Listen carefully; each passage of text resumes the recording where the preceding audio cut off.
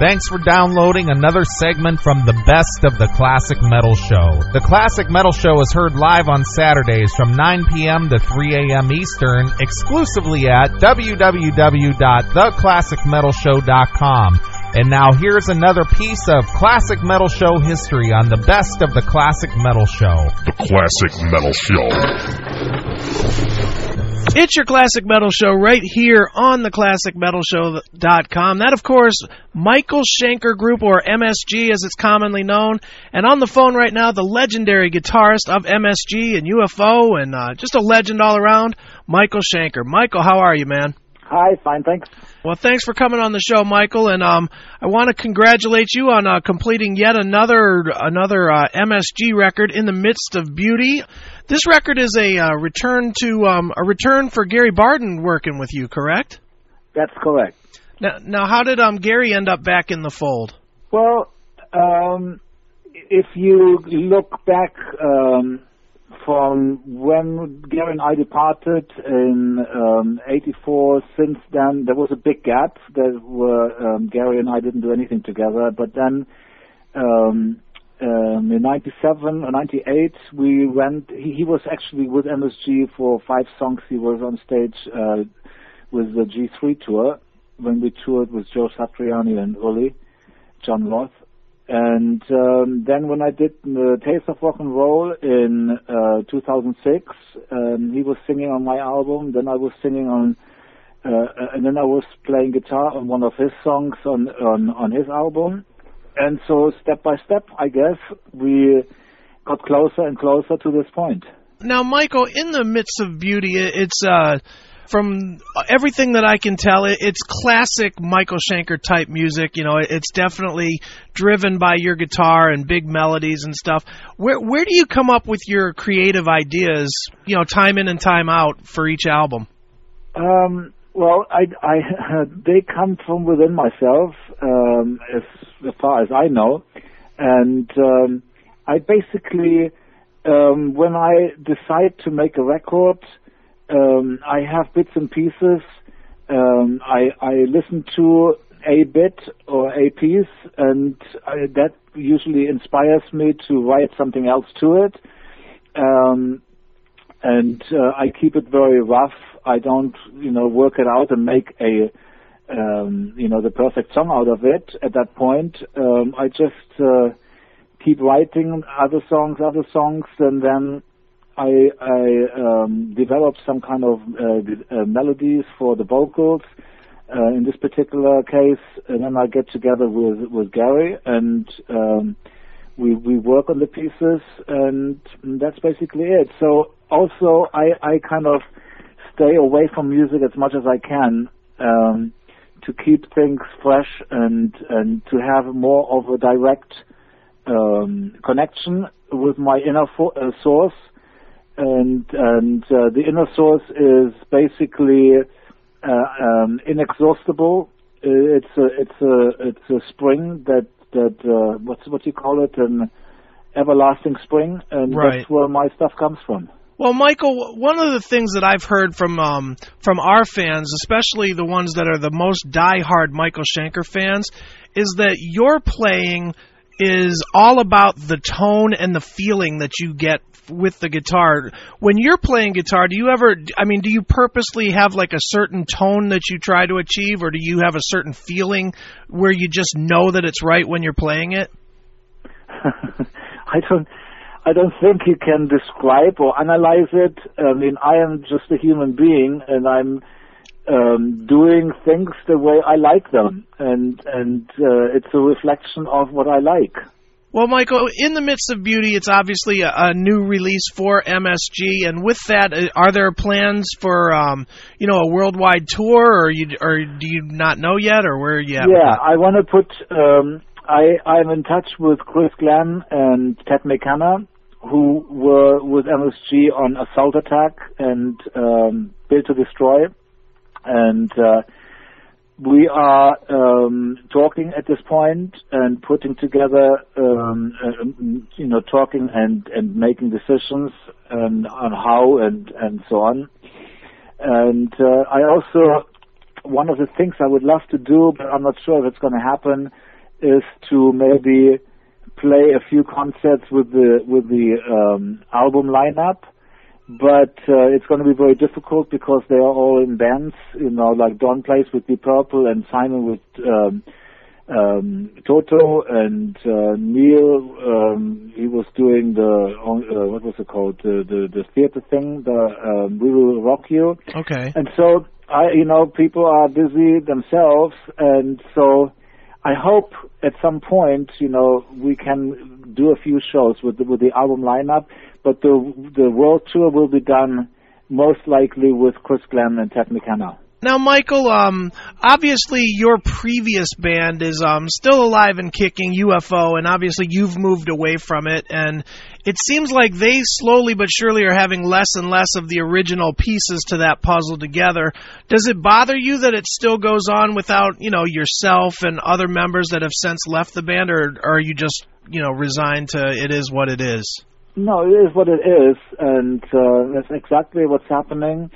And, everybody keeps on living and doing things they can do and want to do, etc. And so, everything just goes on, and we don't know what happens next. Well, Michael, a couple of years ago, you did what was a very ambitious project, the Tales for Rock and Roll, where you brought back literally everybody that has sang and played on your records throughout the years. When you look back at that record, do you think people really appreciated how hard it was to bring all those personalities into one project? I don't know. I don't know if they know, but it was definitely difficult. But I think Tales of Rock and Roll is more something for hardcore fans and for true fans. It might not be easily understood by people that are not that involved in MSG. So I don't even know if it is possible for the normal consumer to listen to that album. But I personally had a lot of fun with it, and it was definitely a lot of patience were needed for that, getting all these people together. It was a fun album to make. It took a long time, and I had a lot of fun listening to it even after it was made. And maybe it is that kind of an album that in years to come may have more impact than when it came out. When you look at your career, Michael, which singer that you've worked with, and this is just more a curiosity thing than anything else, but which singer that you've worked with in the past and are not working with now, do you wish that you would have been able to do more with? Do you have one of those? Well, let's see. With Gary, I did a few albums. With Graham, well, maybe Graham, because that was kind of a short thing. Sure. There was an album and a 5 minutes or 15 minutes on stage. It would have been interesting to see what else could have happened with him on the second album. But let's see. Leaf was unfortunate that he had to leave America after the first album I did with him, Written in the Sand. Right. But we are all still alive, so it's still possible to do something. So basically, the way I can look at it is that we haven't, I haven't finished yet, so anything is possible. It's very hard in a short time now to kind of flick through the pages and go back. But in general, the year by year life had its own circumstances, and based on the moment, decisions were made, and everything went the way it needed to go, or it had to go, I guess. Right. And here we are today. Well, Michael, one thing I do know is from time to time you appear at a lot of conventions and stuff, such as NAMM, and with a guitar player who has a history like yours, I'm sure every company out there wants you to play, their pickups or play, Ostronomy strings or Strigal pedals or what have you. Do you find a lot of these gear companies, reaching out to you to try and get your name on their product? No, not really. I don't really socialize that much, so that could be one of the reasons. But, okay. I was approached by Dean. I was never really approached before. I guess maybe, I don't know, I was playing the Gibson, without a deal. I was just playing it because that was the first guitar. Basically, that was the first guitar that I stuck with after trying various different ones when I was 16, 17 years old. But, Dean came along, I think it was in 2004, and he presented his guitar to me, and it's a guitar that is solid as a rock, and they gave me a good deal, and I went for it. But in general, there is really not that much the Marshall thing. I guess that goes without, I just love the Marshall amplifier, and I play it.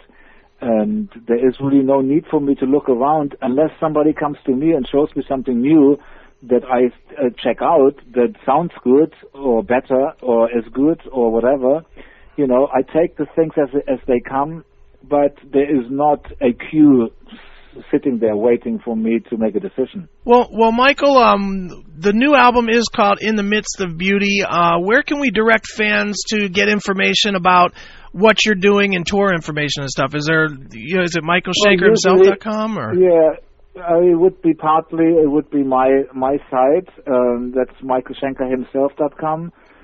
And other than that, I guess it's I'm going to be signing with Inacoustic, and I'm sure they're going to have information on their site. And about touring, I'm sure that will be on my site, and I'm sure it will be on many other people's sites. So I don't really know which ones in particular, but I'm sure that it kind of keeps, once they get information, people put things on their own sites. Well, Michael, before I let you go, I have to ask you what is known as the traditional Classic Metal Show question. We ask every single person that we interview this. It doesn't have anything to do with your band, but there's usually an interesting answer with this. So here it goes. How has Lemmy from Motorhead influenced your career? Okay, when I think of Lemmy, there is two things that come to mind. One is that he used to be the Hawkwind, and UFO and Hawkwind used to tour together. And the other part is that Lemmy wanted me in his band. Wow. But I found out that he never takes his shoes off. Oh. And I also heard that he never goes to sleep. Okay. And then the third thing that I remember of him is that he sinks into the microphone, like from underneath. That is what I know about Lemmy. Has he musically influenced me? I don't think so. Okay, fair enough. Well, check it out. Here it is. Here's some Michael Schenker and MSG right here on your Classic Metal Show. Thanks for checking out the Best of the Classic Metal Show. You can tune into the Classic Metal Show live every Saturday night from 9 p.m. to 3 a.m. Eastern, exclusively at www.theclassicmetalshow.com. Classic